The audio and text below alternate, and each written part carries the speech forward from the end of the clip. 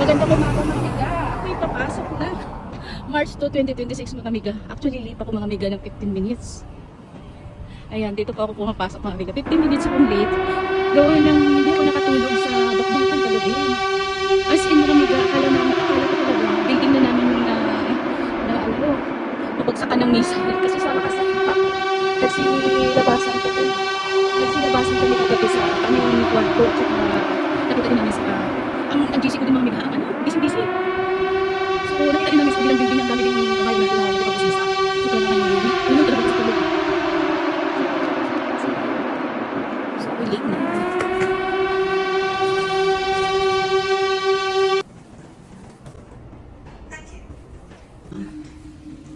Good morning, Jeps. I'm good. Ay, buti wala pa yung pasyente ko, mga amiga. Kahit late ako ng 15 minutes. Ay naman, paano naman kasi mga amiga kanina, bago ako nakarating dito sa hospital mga amiga, may humarang sa akin. Talagang pagbaba ko ng flat mga amiga, bumungad sa akin yung sasakyan, tapos tinawag ako. Ako naman si Tanga. Ako naman si Tanga. Sabi ko pa, yes brother. Pag ganun-ganun, akala ko naman may itatanong lang. Nagtatanong nga siya mga amiga, kasi sabi niya parang saan daw yung location na yun. Tapos maya-maya mga amiga, kumuha siya ng sakatutak na ang dami niyang pera. 2 kamay yung hinawak niya sa pera mga amiga, inu-offer niya sa akin, hadiya daw hadiya. Basta ituro ko lang daw sa kanya yung location na hinahanap niya. Ay naku, kinabahan ako, bongga mga amiga. Kinabahan ako. Talagang bigla akong paripas yung sabi ko, sorry brother ha. Sabi ko na lang, nagmamadali ako. Sinundan pa talaga ako ng sasakyan niya mga amiga. Nagmamadali ako ng lakad, biro mo paglabas ko lang ng plat yung mga amiga ha. Wala kasi gaanong tao.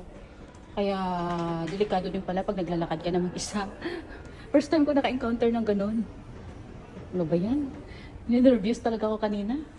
Dagdag pa tong bakbakan kanina, madaling araw, alas 3 ng umaga mga amiga. Grabe, busy yung aking cellphone.